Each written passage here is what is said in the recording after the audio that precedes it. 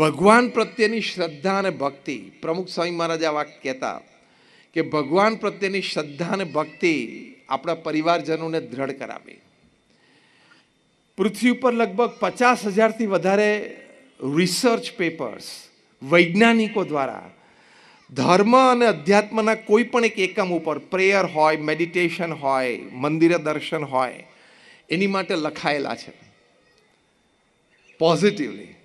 એમાંથી 500ની તો મારી પાસે ફોટોકોપી પણ છે. એટલે આપણા ધર્મની અને અધ્યાત્મની બધી વાતો સાયન્ટિફિકલી અને એના કરતાં પણ આગળ ક્લિનિકલી એક્સપેરિમેન્ટ દ્વારા પ્રૂવ થયેલી છે.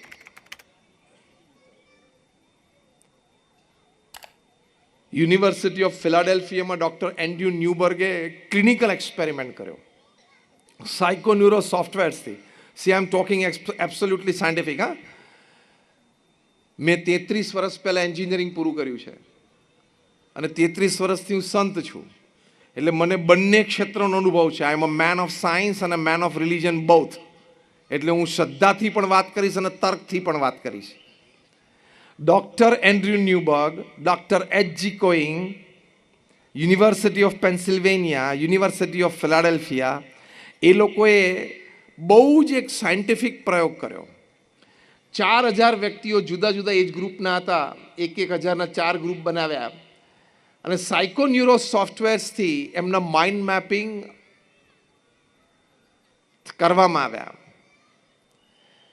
પછી એ લોકો પાસે 5, 7, 10, 15 અઠવાડિયા સુધી નામ સ્મરણ કરાવડાવ્યું 12 મિનિટ. જે પણ ભગવાનના સ્વરૂપમાં તમે શ્રદ્ધા હોય, તમારા ગુરુમાં શ્રદ્ધા હોય, એનું નામ સ્મરણ. પછી એનું બોડી, એનું માઇન્ડ આ નામ સ્મરણ સાથે પ્રોપર એકસ્ટમ થયું. એટલે ફરી વખત એ લોકોને યુનિવર્સિટીના કેમ્પસ ઉપર બોલાવ્યા. ત્યાં ફરી વખત એ લોકો જ્યારે નામ સ્મરણ કરતા ત્યારે સાયકોન્યુરો સોફ્ટવેર્સ વર્ઝન 2.0થી ફરી વખત એના માઇન્ડ મેપિંગ્સ અને MRIs થયા. આ લોકોએ રિપોર્ટ લખ્યો છે. તમે આજે રાત્રે જ ગૂગલ ઉપર જઈને આ રિપોર્ટ વાંચી શકો છો, આ બધા નામ યાદ રાખીને. એ લોકોએ લખ્યું કે જે રોજ 12 મિનિટનું પણ ભગવાનનું તમે નામ સ્મરણ કરો તો જે 4થી 12 વર્ષની ઉંમરના બાળકો છે એ લોકોને 25થી 35% મેમરી પાવરમાં વધારો અમને જણાણો. આ કેવી રીતે જણાણો કે સાયકોન્યુરો સોફ્ટવેર્સે ટ્રેક કર્યું કે જ્યારે નામ સ્મરણ બાળકો કરે છે ત્યારે એના પિટ્યુટરી ગ્લેન્ડમાંથી કયા પ્રકારના હાર્મોન્સ બોડીમાં રિલીઝ થાય છે. એ હાર્મોન્સ જે બોડીમાં રિલીઝ થાય છે એની ફિઝિકલ, મેન્ટલ, ઇમોશનલ ઇમ્પેક્ટ એની ઉપર કેવી છે એનું આ મેજરમેન્ટ છે. 12થી 22 વર્ષના જે તરુણો યુવાનો હતા એમને પણ 15થી 25થી 30% સુધી બેટરમેન્ટ ઇન વિલ પાવર અને કોન્ફિડન્સ એમાં મળ્યું. કેટલો મોટો લાભ છે ભગવાનના નામ સ્મરણથી કે તરુણ વય અને યુવાવનમાં એનો આત્મવિશ્વાસ 15થી 25% વધી જાય. કારણ કે બધા એ વખતે દ્વિધા હોય ને કે ચલો આ કોર્સ લઉં, આ સબ્જેક્ટ લઉં, આ યુનિવર્સિટી લઉં, શું કરવું, એવી દ્વિધા હોય, સામાન્ય, સમજી શકાય છે. પણ એ વખતે એને 15થી 25% આત્મવિશ્વાસમાં વધારો મળે એની માટે બહુ જ લાભદાયી છે. એ ઉંમરમાં જે 22થી 60ના ઉંમરના હતા, જે બૌદ્ધા, આપણે અહીંયા બૌદ્ધા બેઠા છીએ, 22થી 60, એ લોકોને 25 to 35% increase in their buffer capacity, એટલે the capacity to absorb shocks of life, એટલે કે જીવનના દુઃખ સહન કરવાની શક્તિમાં વધારો જણાણો. કારણ કે જેટલા આવવાનો હોય બૌદ્ધા ઝાટકા આ ઉંમરમાં જ આવી જાય, 22થી 60માં જ. 60થી ઉપરનું જે એજ ગ્રુપ હતું, 60થી 80, એટલે રિટાયર્ડ ઓલ્ડ એજ પીપલ, એ લોકોને પણ phenomenal more then 25% growth in strength of immune system, એટલે રોગ પ્રતિકારક શક્તિમાં 25થી 35% વધારો જણાયો. એટલે આ doctor Andrew Newberg, doctor H G. Koenig, એમને university of Philadelphia, university of પેન્સિલ્વેનિયામાં આ 4,000 વ્યક્તિ ઉપર આ ક્લિનિકલ એક્સપેરિમેન્ટ કરીને, તો it's they are clinical results. Survey નથી, આ રિસર્ચ નથી, આ સાયન્ટિફિક એક્સપેરિમેન્ટથી પણ આગળ ક્લિનિકલ એક્સપેરિમેન્ટ છે. એટલે એનાથી પર કોઈ રિઝલ્ટ હોય જ નહીં. તો એ લોકોએ કહ્યું કે 12 મિનિટ પણ તમે ભગવાનનું નામ સ્મરણ કરો તો તમારી યાદદાશ્ત વધે છે, તમારો વિલ પાવર વધે છે, તમારો કોન્ફિડન્સ લેવલ વધે છે, તમારી દુઃખ સહન કરવાની શક્તિ વધે છે અને તમારી રોગ પ્રતિકારક શક્તિ પણ વધે છે. આ 5 લાભ બહુ મોટા લાભ કહેવાય કે નહીં? હા કે ના? ચલો સ્વર્ગની વાત આપણે ફરી કોક વખત કરશું, પણ આ 5 લાભ લેવા માટે પણ 12 મિનિટ કાઢીએ તો કંઈ ખોટું છે? આ તો મેં તમને એક વાત કરી, આવી 50,000 રિસર્ચ થયેલી છે. મેં કીધું ને એમાંથી 500નું પેપર મારી પાસે છે, એની ફોટોકોપીસ, એમાંથી પણ મેં તમને એક જ વાત કરી. એટલે ભગવાન ધર્મ ને અધ્યાત્મને નકારી શકે એવી કોઈ વાત જ નથી. જળમૂળમાંથી નાસ્તિક હોય ને એને પણ આ વાત સ્વીકારવી પડશે. It's a scientific experiment, it's a clinical experiment. હા, પછી પોતાના અહમના લીધે એક બટન ખુલ્લું રાખીને પાનની પિચકારી માની કે ભગવાનને કોણે જોયા તે તારી વાત છે. પાછો કે આઈ એમ અ મેન ઓફ સાયન્સ, હું ભગવાનને જોયા નથી તો ના માનું. હવે તું બીએસસી 2 ટ્રાયલે થયો છું, તારી હેસિયત શું? અને તું જે વૈજ્ઞાનિકોને ભણીને મોટો થયો, Archimedes, Pascal, Newton, Isaac Newton, Albert Einstein, એવા 5 વૈજ્ઞાનિકોને ભણીને તું મોટો થયો ને બીએસસીમાં 2 ટ્રાયલ સાથે બીએસસી એટલે ભગવાનને કોણે જોયા છે? પણ તું જેને ભણીને મોટો થયો ને આ બધા વૈજ્ઞાનિકો ભગવાનમાં શ્રદ્ધા ખૂબ રાખતા હતા, એ તને ખબર છે? એટલે આપણી અજ્ઞાત અવસ્થા છે, અહમ છે. એટલે આ મૂળભૂત સિદ્ધાંત અને સુખી થવાની વાતો આપણે સમજી નથી શકતા, સ્વીકારી નથી શકતા. આવા મહાપુરુષોના વચન અને અનુભવ એને આપણે સીધા જીવનમાં ગ્રહણ નથી કરી શકતા. પણ આ બધી વાતો છે એ આપણે થોડી પણ અનુસરીએ ને તો જીવનમાં બહુ મોટો લાભ છે. દરેક જગ્યાએ પ્રશ્નો કરીને ઊભા નહીં રહેવાનો કે વાય, જેન ઝી છે ને, વાય. હવે દરેક જગ્યાએ વાય પૂછવા જાય તો એકેય જગ્યાએ પાર આવે એવું નથી.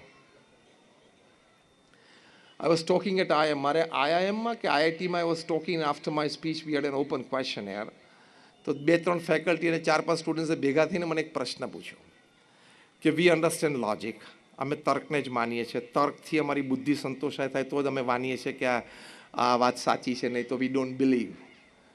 એટલે મેં એને ઉત્તરમાં કીધું કે અમુક વાત તર્કથી સમજવી પડે, અમુક શ્રદ્ધાથી સ્વીકારીને ચાલવું પડે, આગળ ઉપર ચાલતા ચાલતા સમજાય. દે વેર અનેબલ ટુ એક્સેપ્ટ ઇટ. પછી મેં એમને સિમ્પલ દ્રષ્ટાંત આપ્યું, તમારામાંથી બધા ક્રિકેટ રમ્યા છો? હવે તમને આ પ્રશ્ન પૂછો છું, જે ક્રિકેટ રમ્યા હોય એ આંગળી ઊંચી કરો તો. ટેસ્ટ મેચની વાત નથી કરતો, ગલી ક્રિકેટની જ વાત કરું છું. બધા રમ્યા છો કે નહીં? યસ ઓર નો? હવે હું બીજો પ્રશ્ન પૂછું, કારણ કે એ તો આપણી રાષ્ટ્રીય રમત જેવી જ છે. બીજો પ્રશ્ન પૂછું, જેને જવાબ આવડતો ને આંગળી ઊંચી કરજો, પણ આ ચેલેન્જ એન્ડ ગેરંટી કોઈને નહીં આવડતો હોય. ક્રિકેટમાં 3 સ્ટમ્પ નક્કી કોણે કર્યા એનું નામ મને આપો. તમે આખી IPL દર વર્ષે જોતા હશો, તમારી પાસે આ માહિતી નથી. ક્રિકેટમાં 22 યાર્ડની પીચ કોણે નક્કી કરી? Give me the name. હા, કોઈ નથી જાણતું, એ જ કહું છું. ક્રિકેટમાં 6 બોલની ઓવર કોણે નક્કી કરી? હવે તું બહુ તર્કવાળો છું, મારી બુદ્ધિને સંતોષ થાય તો જ હું વાત સ્વીકારું, તો ક્રિકેટના મેદાન ઉપર જઈને ઓપોઝિશન કેપ્ટન અને અમ્પાયરને પૂછને કે આ 3 સ્ટમ્પ નક્કી કોણે કર્યા, એને નક્કી કરવાનો અધિકાર કોણે આપ્યો, એણે નક્કી કર્યું પછી એક્સેપ્ટન્સ કમિટી કઈ હતી, એને 2 કેમ નહીં ને 4 કેમ નહીં 3 કેમ નક્કી કર્યા, એની માટે એનું કારણ શું આપ્યું? આ મને પહેલાં તમે સમજાવો, મારી બુદ્ધિને સંતોષ થાય પછી હું ક્રિકેટ રમું. તો શું થાય? આખી જિંદગી ના રમી શકીએ. અને ઓપોઝિશન કેપ્ટન 11 જણા પાછળ એક બેટ મારીને સ્ટમ્પ મારીને કાઢી મૂકે બહાર, ચાલ જા, ટાઈમ ના બગાડીશ. પણ તમે 3 સ્ટમ્પ વગર પૂછે સ્વીકારી લીધા તો આ જીવન ક્રિકેટ રમવાનો જોવાનો આનંદ આવી ગયો કે નહીં? એમ ભગવાન પ્રત્યેની શ્રદ્ધા પણ તર્ક વગર સ્વીકારી લેવાની, આ જીવન આનંદ એમનેમ આવશે. ક્યાં બુદ્ધિ વાપરવી, ક્યાં બુદ્ધિ વાપરવી એ શાણપણું છે, ક્યાં ન વાપરવી અને શ્રદ્ધાથી સ્વીકારી લેવું એમાં મોટું શાણપણું રહેલું છે. એટલે આ એક વિવેક છે. આવા સંસ્કારો આપણે આપણા પરિવારજનોને શીખવાડવાના છે, તો આપણો પરિવાર સુખી થાય અને સમૃદ્ધ થાય. તો આજના દિવસે જ્યારે સમસ્ત બધા લુહાણા સેવા મંડળના તમે સભ્યશ્રીઓ તમારા સમાજમાં જ્ઞાતિમાં શ્રદ્ધાથી નાની મોટી સેવામાં બધા જોડાયા હશો, તો એ બધાને પણ ખૂબ અભિનંદન છે. બધા શ્રેષ્ઠીઓ પધાર્યા છે, એ બધા પણ આગેવાની લઈને સમાજને સારા માર્ગ તરફ દોરી રહ્યા છે અને દોરી શકે એની માટે પણ અમારી પ્રાર્થના છે. અને આપણે બેઠા છીએ દરેકે આપણા સમાજ અને દેશના ઉત્કર્ષ માટે જે કંઈ આપણાથી થાય, કદાચ સામાન્ય અને નાની વાત હોય, પણ આપણી જેટલી શક્યતા અને ક્ષમતા, પણ એ નિસ્વાર્થપણે કંઈક આપણા સમાજ માટે, આપણા દેશ માટે, આપણા ધર્મ માટે કંઈક તો આપણે કરવું જોઈએ. એવા સંસ્કાર દરેકના હૃદયમાં હોય છે, પણ આવા કાર્યક્રમોથી જરા એ સંસ્કાર વિશેષ જાગૃત થતા હોય. ઈચ્છા દરેકને હોય, પણ જરા ઈચ્છા પ્રબળ બનતી હોય છે. એટલે આપ સર્વે પરિવારજનો ખૂબ સુખી થાવ એવી અમારી પ્રાર્થના છે. આવા સંસ્કાર તમારી પેઢીઓમાં પણ ખૂબ સારા રહે એવી પણ અમારી પ્રાર્થના છે. અને તમે સમાજ માટે, તમારી જ્ઞાતિ માટે, દેશ માટે કંઈક નાની મોટી જે કંઈ વાત આપણાથી બની આવે એ કરી શકો એની માટે પણ અમારી પ્રાર્થના છે. ભગવાન સ્વામિનારાયણ, જલારામ બાપા, અમારા ગુરુ હરિ મહંત સ્વામી મહારાજના ચરણોમાં અમારી એ પ્રાર્થના છે. આપ સર્વેને જય જલારામ, જય સ્વામિનારાયણ.